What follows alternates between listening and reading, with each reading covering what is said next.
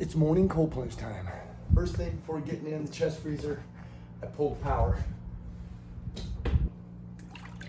Whoa. Yeah. I am loving my chest freezer cold plunge right now. What an amazing way to have consistent cold water daily. That was one of my struggles during the warmer months, was doing consistent cold plunging, having to make ice and buy ice and all that. Now, no more excuses. I can get in my daily cold plunge year round. I'm keeping my water at 34 degrees right now, Fahrenheit.